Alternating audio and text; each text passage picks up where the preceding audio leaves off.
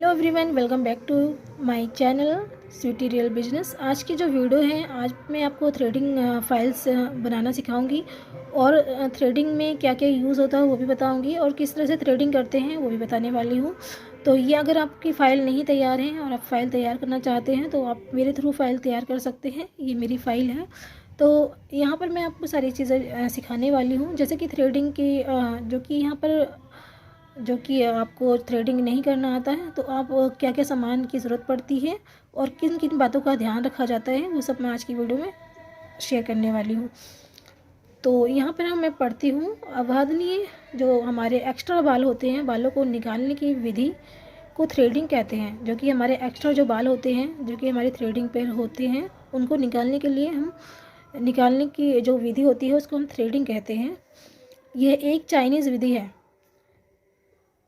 Threading का प्रयोग चेहरे के बालों को हटाने के लिए किया जाता है।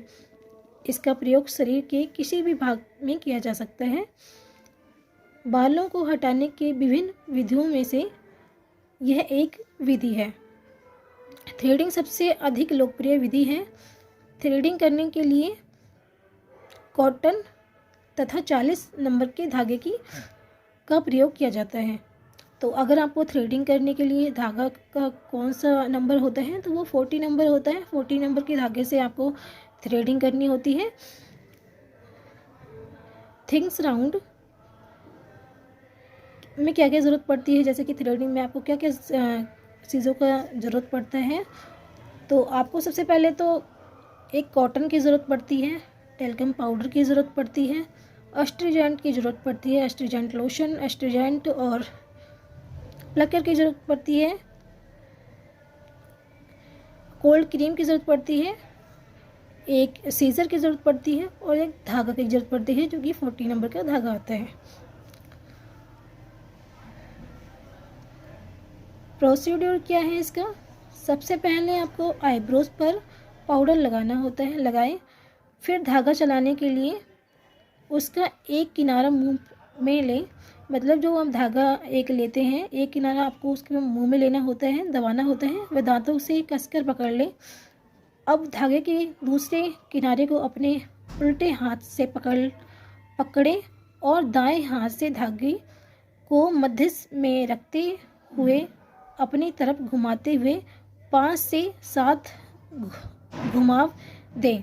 मतलब आपको इस तरह से धागे को 5 बार या 7 बार आप इस तरह से दे सकते हैं। जब आप मुंह में एक धागा पकड़ा है आपने और एक तरफ से आपको घुमाव देना है 5 या 7 बार, ठीक है।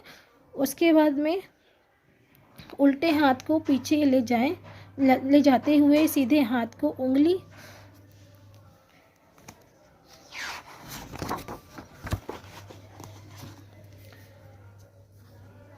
को बंद करके, ऐसा करते हुए आपके दोनों हाथ चलाने चाहिए। तो आपको इस तरह से दोनों हाथ इस तरह से दबा के चलाने हैं और बालों को त्वचा से हटाने के बाद वहाँ एक एस्ट्रीजेंट लोशन लगा दें।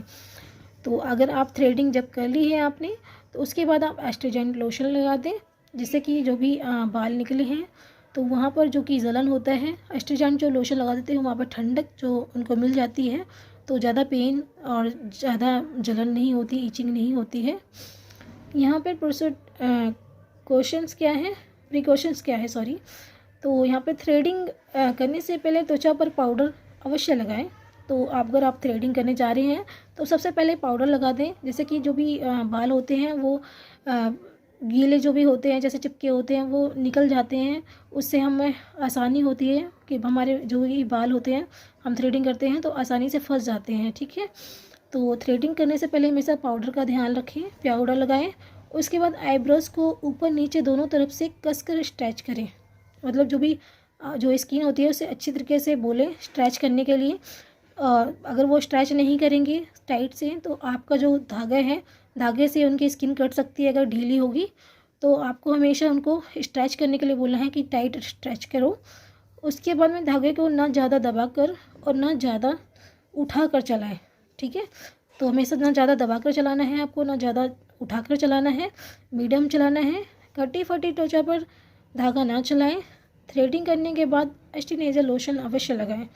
ओके। उसके बाद में यहाँ पर टाइप्स ऑफ थ्रेडिंग, तो हमारी कितनी टाइप्स की थ्रेडिंग होती है और हमें थ्रेडिंग कैसी करनी चाहिए तो उसके बारे में बताया गया है। तो यहाँ पर जो अंडाकार त्वचा पर छोटी व घनी भौहें होती हैं, जैसे कि जिसकी गोल अंडाकार जो थ्रेडिंग होती है, इस तरह की थ्रेडिंग होती है अंडाकार, जिसे जैसे हम देख रहे हैं इस फोटो में, ये अंडाकार थ्रेडिंग है। तो यहाँ पर आपको घनी और मोटी थ्रेडिंग रखनी है, जो गोल चेहरे पर लंबी किनारे से बारीक और जरा नीचे मुड़ी हुई भौहें बनानी चाहिए, ठीक है। उसके बाद जिसका तिकोना चेहरा होता है उस पर सीधी भौहें ठीक लगती हैं, परंतु किनारे से भौहें में झुकाव होना चाहिए। यदि आईब्रो लंबी है तो मोटी आईब्रो बनेगी। अगर आपकी किसी की होती है आईब्रो बहुत मोटी होती है और लंबी होती है तो उसमें लंबी ही आईब्रो बनानी चाहिए। पतले फेस पर दोनों तरफ से पतली शेप देनी चाहिए। जिसका पतला फेस होता है उसके तरफ से आपको भौहें की तरफ से आपको पतली शेप देनी चाहिए।